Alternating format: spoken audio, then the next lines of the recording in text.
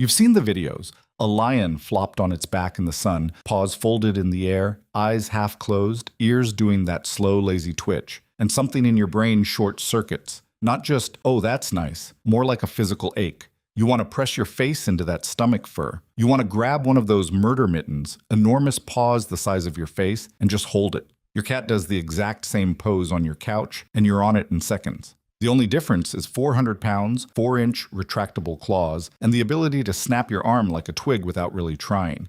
Your brain knows all of that. It just doesn't care, because the pull to reach out had already fired before logic even got a vote. So where does that come from, and why does cuteness make us do things that could genuinely get us killed?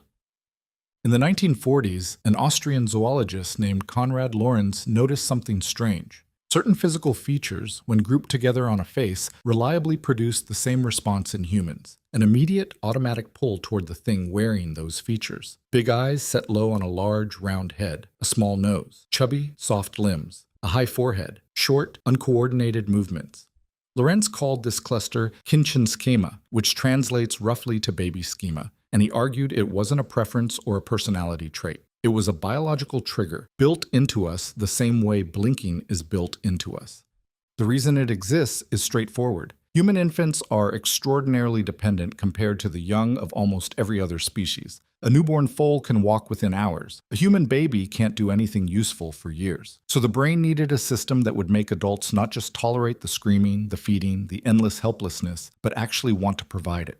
The baby schema solved that. It made caring for an infant feel rewarding rather than exhausting, because every time you looked at those features, your brain released dopamine and oxytocin, the same chemicals involved in bonding, pleasure, and attachment. Now here's the part that causes all the trouble. The brain didn't build a precise scanner that only activates for human infants. It built a pattern detector, and the pattern is those features: round, big-eyed, small-nosed, soft. So when a puppy has that same proportional layout, the detector fires. When a baby seal has it, the detector fires. A bear cub, a kitten, a slow loris, a round-faced parrot. Same response, same chemicals, same pull. The brain processes the shape and sends the signal before any conscious evaluation happens. Neuroimaging research has shown that regions of the brain tied to reward and emotional motivation activate within milliseconds of seeing a face that matches those features. That's faster than you can form an opinion.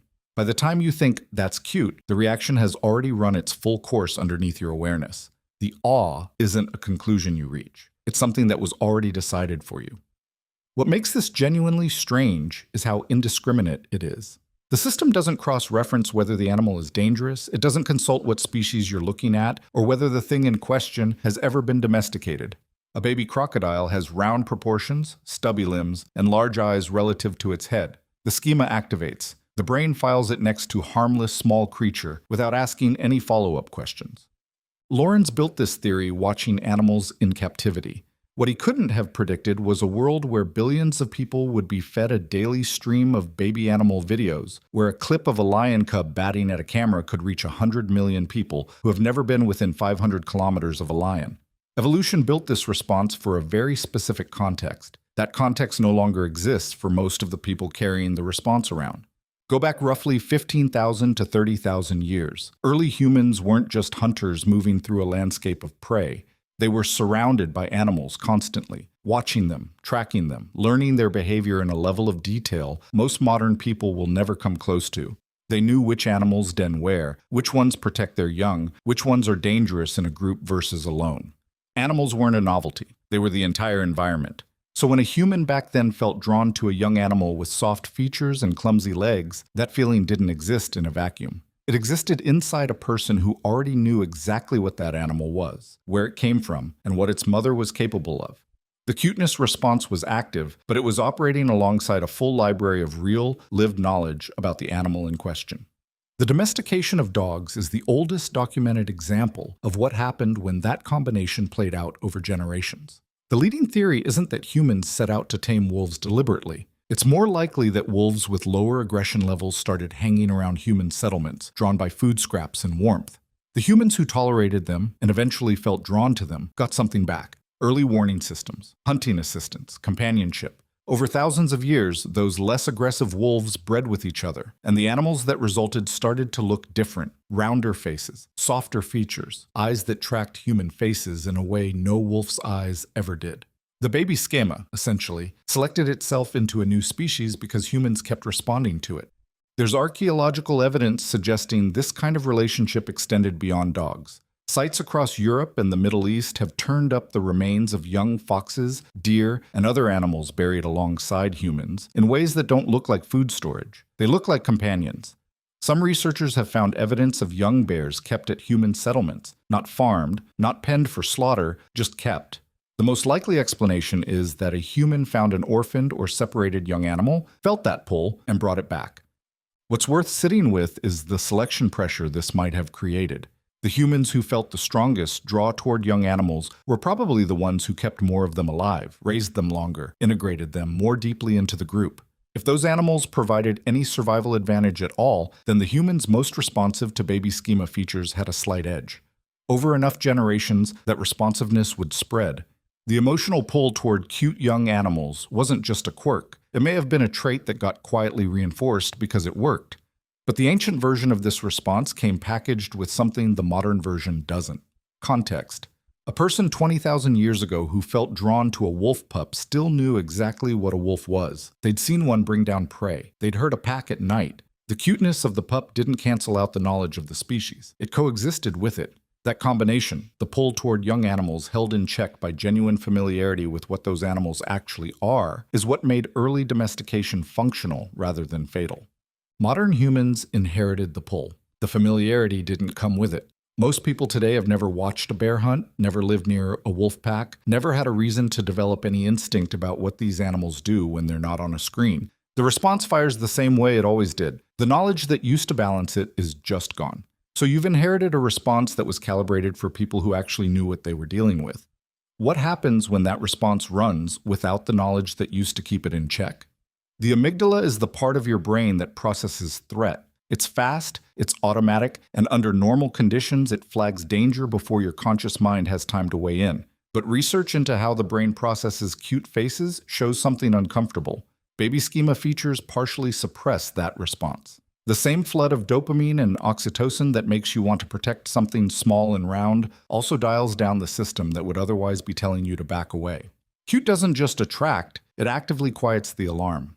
This is why the feeling people describe around very cute animals often has a kind of foggy warmth to it. It's not neutral observation. The brain is genuinely in a different chemical state, one that leans toward approach and contact, not caution. A man reaches into an enclosure to touch a baby alligator. A tourist crouches next to a bison calf for a photo. A woman picks up a slow loris because it's staring at her with enormous round eyes and tiny grasping hands. None of these people think they're being reckless. The threat system that should be running a background check on the animal in front of them is partially offline. There's a related phenomenon that sounds absurd until you look at the neuroscience behind it. Some people, when they see something extremely cute, feel an overwhelming urge to squeeze it, pinch it, even bite it. Researchers call this cute aggression. It turns out the brain can get so overloaded with positive emotion that it generates a small burst of opposing feeling just to regulate itself back to equilibrium. The aggression isn't real hostility. It's a pressure valve. But the fact that cuteness can push the brain far enough past its limits that it triggers a self-correction mechanism tells you something about how intense this response actually is under the surface.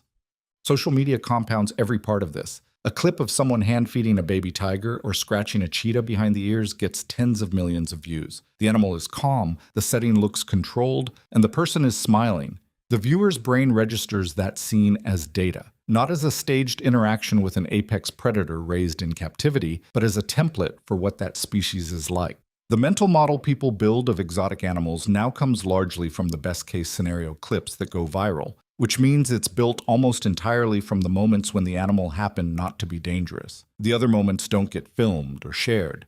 The exotic pet trade runs on exactly this dynamic. Animals like slow lorises, servals, and baby primates get pulled from the wild specifically because their features match the schema at full intensity, and demand exists because people have formed emotional attachments to video clips. The animals suffer badly in captivity. Some kill their owners.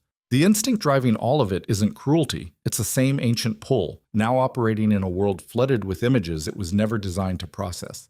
Knowing all of this doesn't change anything. That's the part nobody wants to sit with. You can read the neuroscience, understand the evolutionary origin, recognize the marketing manipulation, and still feel the pull when a red panda appears on your screen. The reward system doesn't take in new information and update. It just fires when the pattern shows up. Facts run through a different part of the brain. The response runs underneath it. Humans have built an enormous amount of culture on top of this reflex without most people realizing it. Pet ownership is the obvious one, but the same schema is embedded in stuffed animals engineered to hit every feature at maximum intensity, in animated characters whose proportions have drifted rounder and larger-eyed over decades as studios noticed what audiences responded to most, in wildlife conservation campaigns that almost always center on the charismatic species with the round faces and the soft fur rather than the ones that hold ecosystems together but happen to look angular and cold. We are the only species that bonds emotionally with animals we've never met, that offer us nothing, that in some cases would eat us without hesitation purely because of facial geometry. That's not a small thing. The brain learned to care about what looks vulnerable, and it applies that rule with no filter, no ceiling, and no off switch. The instinct isn't the problem. It never was. The problem is a 30,000-year-old system running in a world that has completely outpaced it.